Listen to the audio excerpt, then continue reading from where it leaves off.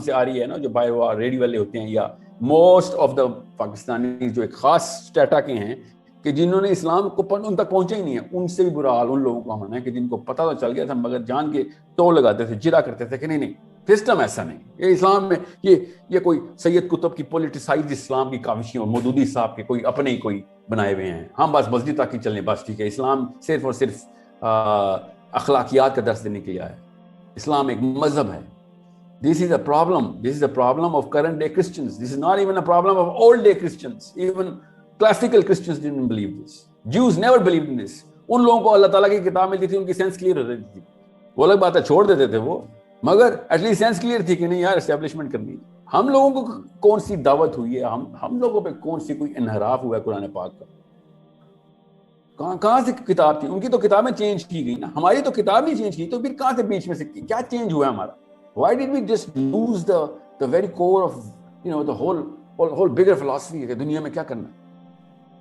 Somebody somewhere did something. I swear to God, یہ ایک proper سازش کی گئی, اور وہ کس طریقے سے سلو پروسیس ہوا ہے وہ آپ سب کو پتا ہے کہ جب علی بن ابی طالب کی خلافت کا لاسٹ کچھ ڈیز چل رہے ہیں اور سیدنا حسن کی خلافت شروع ہوئی ہے, یہ اس دوران سے شروع ہوئی ہے, ایک ایک قطرہ پڑھنا شروع ہوا ہے, اور 500 سالوں کے اندر سٹیڈینس کے ساتھ شیطان نے ہم سب کو convinced us out of it.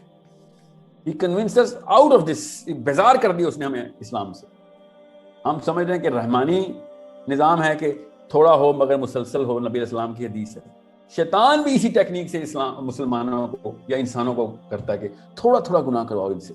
جب یہ 100 سال بعد پہنچیں گے تو ان کو پتہ بھی نہیں ہوگا کہ یہ اس گناہ کا حصہ یہ بن چکے ہیں, گناہ ان کا حصہ بننا. اتنا اسٹیڈی کام کرتا ہے شیطان, کبھی بھی سڈن گناہ کے اوپر لے کے نہیں آتا آپ کو, سلو, one little step at a time.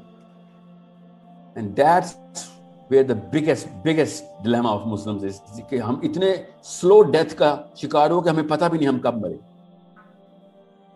And that is where we need to actually wake up کہ کس طریقے سے میرا بچہ نہ مر جائے, میرے بیٹے بیٹیاں نہ مر جائیں, آپ کے بیٹے بیٹیاں نہ مر جائیں, کہ وہ بھی میرے بھائی آگے چل رہے ہوں, وہ بھی خالی بس ٹویٹ کر سکیں, زیادہ سے زیادہ ٹویٹ کر سکیں. اور کن کو ٹویٹ کر رہے ہوتے ہیں سوچیں ذرا, کہ جن کو مطلب ہم اسلامی ٹویٹ کر رہے ہوتے ہیں عمران خان, نواز شریف کو.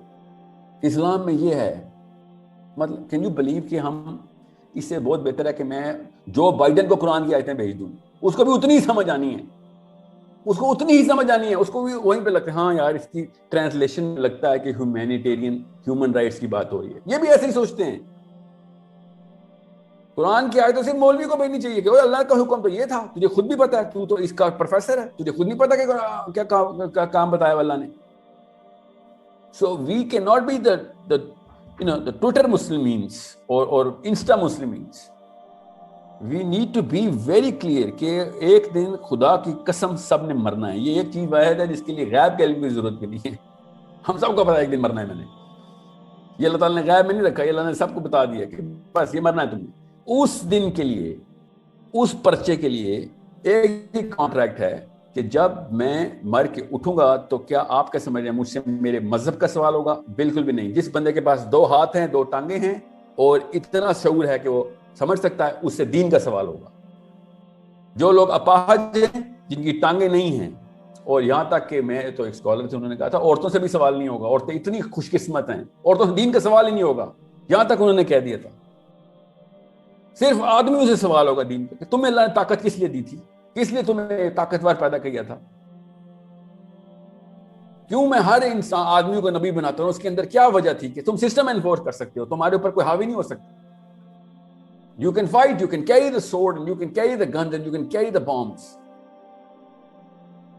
آدمیوں سے نہیں, آدمیوں کی بچت نہیں ہے خدا کی قسم, یہ تو صاف ظاہر ہے, کسی بھی آدمی کی بچت نہیں ہو. ایک صحابی آخری دم تک حدیثیں اٹھائیں صحابہ کی, سسٹم کی حدیثیں سناتے رہیں, ہمیشہ سسٹم کے اوپر اپروچ رکھ کے حدیث میں. جب تک آپ کو کلاسیکل فلسفی کلیئر نہیں ہوگی, سنت اور حدیث سمجھ کیسے آئے گی؟ It's a big problem. میرے پاس کچھ گامدی صاحب کے اسٹوڈنٹس بیٹھے ہوئے تھے, انہوں نے کہا کہ آپ سید قطب سے بہت زیادہ انفلوئنس ہیں. I said, I swear to God میں سید قطب سے بالکل بھی انفلوئنس نہیں ہوں. میں اس بندے سے انفلوئنسڈ ہوں, مجھے صرف اس بات کا مطلب بتا دو عمر بن خطاب اور ابو بکر صدیق نے اقدامی جہاد کیوں کی ہے دنیا میں؟ نبی علیہ السلام نے صرف بادشاہوں کو خط کیوں لکھے؟ رشتہ داروں کے تبلیغی جماعت والے مشن کیوں نہیں بھیجے؟ بادشاہوں کو خط لکھنے کا کیا مطلب تھا؟ پھر لڑائی کیوں کی ہم نے؟ Why did we use the force? Because we needed to fulfill the promise کہ دنیا کے اوپر، اور بائی دا وے مینیفیسٹو بھی یہ تھا کہ آپ جیسے ہیں ویسے ہی رہے، آپ بادشاہ ہیں، آپ بادشاہ ہی رہیں گے، ہم کو کوئی تنگ نہیں کر رہا، ہمیں گزرنے دیں. We need to make sure کہ جہاں جہاں تک اللہ نے طاقت دی ہمیں، وہاں تک کہ ہم یہ سسٹم کو جتنا اسٹیبلش کر سکتے ہیں کریں. کامیاب ہوں گے نہیں ہوں گے یہ اللہ کا کام ہے، یہ ہمارے مسلمانوں کا کام ہے. یہ نہ ہمارا فلسفہ ہے، نہ ہمارا سائیکالوجی ایسی ہے کہ وہ پورا کیوں نہیں کیا کام. پورا کرنا اللہ کا کام ہے، ہمارا کام ہے کوشش کرنا، کسی بھی کوشش کرنا پوری طریقے سے کمپیٹنٹ ہونے کی کہ اس کام کو کیسے پورا لے کے جانا ہے.